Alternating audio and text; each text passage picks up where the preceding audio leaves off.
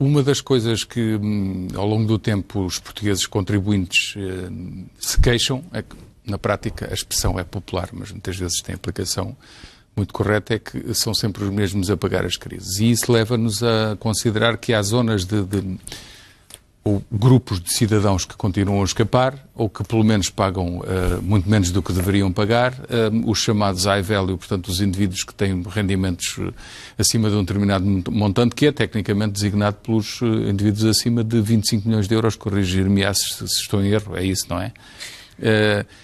Aparecem poucos na situação em Portugal, comparam de uma forma absolutamente atípica com outros países onde, para determinado volume da população e para determinado rendimento em PIB, não poderia ser assim. Isso continua a ser uma realidade. Isto é, há gente que continua a não aparecer e não há detecção desses indivíduos, apesar das melhorias da administração fiscal.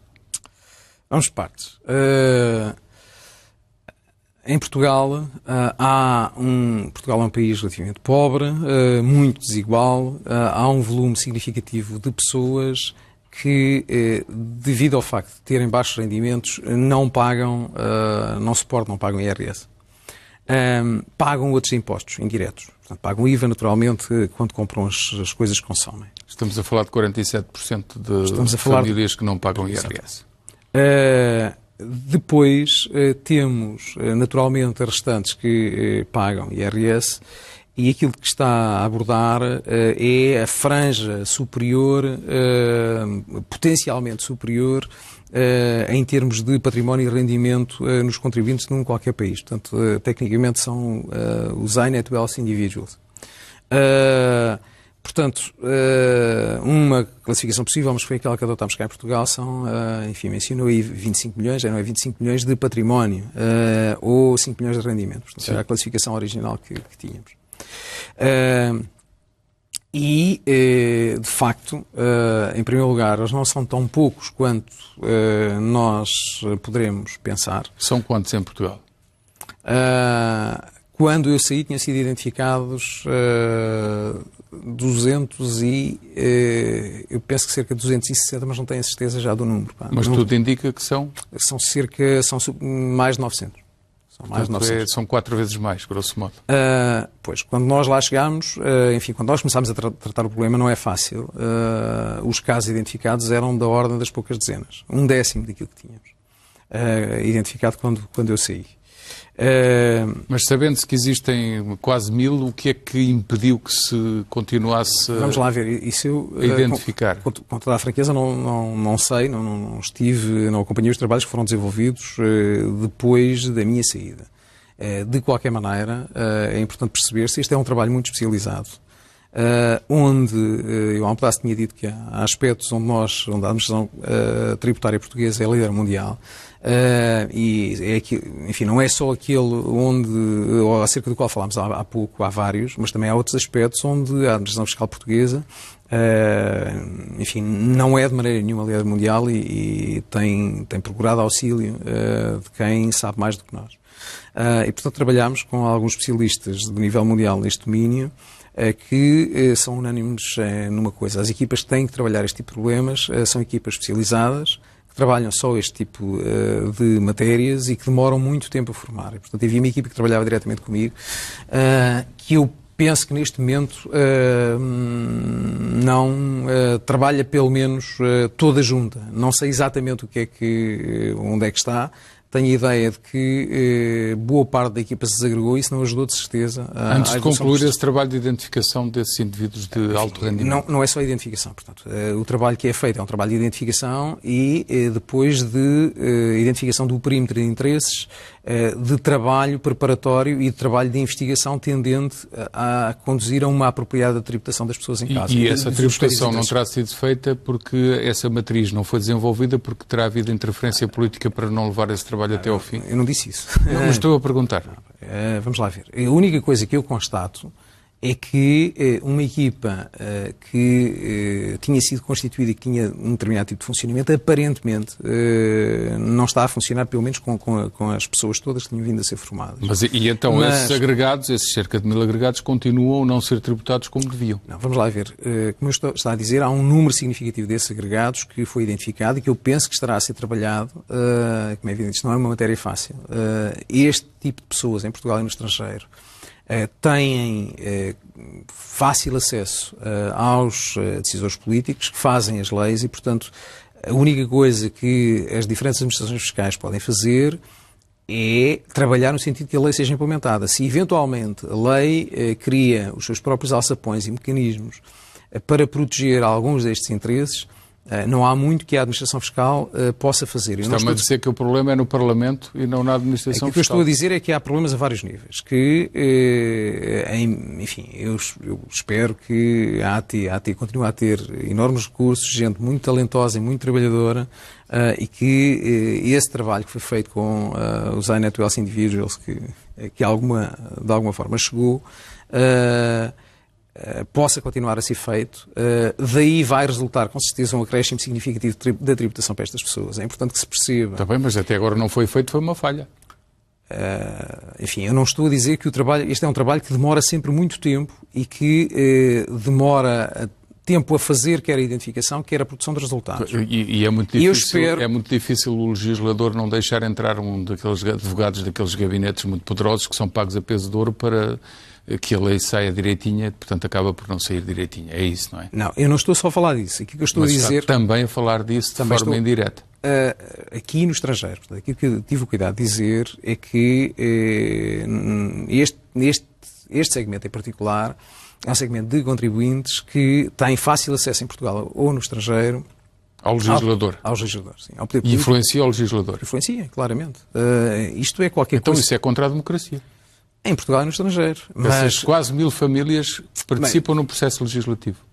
Não, aquilo que eu estou a dizer-lhe é que há, enfim, através dos contactos que são feitos com os agentes políticos, em Portugal e no estrangeiro, já agora eu estou a dizer-lhe isto, estou aqui a falar consigo e estou-me a lembrar exatamente das expressões que eram utilizadas por uma das pessoas com quem nós trabalhávamos mais, que era exatamente esta. Estes eram uma pessoa norte-americana que nos dizia, atenção, aqui, como em qualquer país, incluindo o meu, este tipo de pessoas consegue com alguma facilidade fazer lobbying e criar mecanismos que são tendentes a protegê-los. Mas deixa-me só dizer isto. Desculpa dizer-lhe isto, que é a linguagem jornalística. Tem a consciência de que o que está a dizer dessa forma tão calma e tão serena é um gravíssimo problema de Estado e de regime. Que há mais de 900 agregados em Portugal que têm 5 milhões de património, 25 milhões de rendimento ou mais. Não foi isso que eu disse. Não, mas eu tenho que fazer essa ilação. Que não estão completamente identificados e, portanto, o volume de tributação que são sujeitos é muito menor do que deveria ser e há um processo legislativo que está emperrado porque os próprios conseguem participar desse processo legislativo. Vamos lá ver. Participam do processo legislativo potencialmente todos os contribuintes, não é? Há alguns que têm maior capacidade de acesso. Portanto, o lobbying existe em Portugal como existe noutros países do mundo. Se me perguntar se eu gosto do resultado, se é isto que me está a perguntar, é evidente que não gosto. Portanto, aquilo que eu queria enfatizar é que há aqui vários passos que têm que ser dados. Um tem a ver com a identificação, mesmo antes de que todos estejam identificados. É importante que o trabalho de inspeção continue a ser desenvolvido e comecem a aparecer resultados para aqueles agregados que já estão identificados. É importante também que se definam quais são os buracos que, de um ponto de vista legislativo, urge tapar. E quais são os mecanismos que permitem a algum deste património, ou sobretudo a algum deste rendimento, e há um pedaço disso ao contrário, portanto, a nossa definição inicial eram 5 milhões de rendimento anual ou alternativamente 25 milhões de património, mas que... Identificou isso bem. Mas há um pedaço disso ao contrário. Sim, peço desculpa, eu é que troquei os termos da equação. Mas aquilo que eu estava a dizer é que é importante que há alguns destes mecanismos que são normalmente utilizados para legalmente subverter algumas parcelas de rendimento à tributação, possam ser alvo de emenda, não é? Por exemplo, uma das coisas que me parece existir é a posse do património imobiliário é disfarçada através de fundos de investimento imobiliário, coisa que qualquer cidadão não consegue, obviamente, mas que esses... Mas não seja, não tem património para justificar a criação de um fundo. Está por aí, mas se calhar muitos têm e não têm essa destreza porque não têm acesso a essa engenharia financeira e... Pronto, esse é um dos mecanismos, eu também não queria entrar em aspectos... Hoje em mas dia, é importante os cidadãos perceberem isso, para perceberem o que estão a fazer nas suas costas. Vamos lá ver, eu já volto ao tema, mas não tínhamos ilusão de que conseguimos resolver os problemas todos num prazo curto, num dia ou num ano. Mas esta situação se conseguirmos, se conseguirmos gradualmente introduzir elementos que permitam corrigir de alguma forma as desigualdades que são criadas a este nível, se calhar ficamos todos um pedacinho mais contentes. A situação que estava a mencionar, de facto, é uma situação que tem vindo gradualmente a ser corrigida, mas que a determinada altura era problemática, ainda tem alguns aspectos que são potencialmente problemáticos. Eu não quero entrar em grandes detalhes, porque são os tais detalhes técnicos. Mas que hoje, os portugueses perceberem. Que hoje em dia é muito menos problemática já do que era a determinada altura.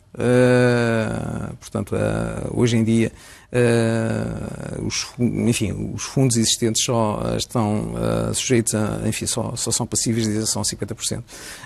Se eventualmente se tratar de fundos abertos e de subscrição pública, coisa que não acontecia até há algum tempo atrás. E, portanto, parte do rendimento que era gerado por esta via, de facto, era alvo de um tratamento fiscal muito mais favorável do que boa parte do património detido por cidadãos comuns como o senhor ou como eu. Mesmo assim, os 50% depois muitos representam muito dinheiro. Hoje em dia é só em situações especiais, mas atenção, como eu estava a dizer, um número significativo de mecanismos que eventualmente podem ter um tratamento fiscal diferenciado. Tem sempre... 2 pontos, obter mais dinheiro com a posse desse património que não é tão tributado como devia. Aquilo que eu ia dizer é que há sempre mais do que um motivo e nunca este motivo que nós acabamos aqui de mencionar nunca é aquilo que é mencionado na fundamentação das alterações legislativas que são introduzidas. E, portanto, quando algo for introduzido a este nível, vão com certeza surgir também alguns inconvenientes associados, mas é uma questão de ponderação dos prós e dos contras. Fica mais justa a distribuição da carga fiscal. Provavelmente.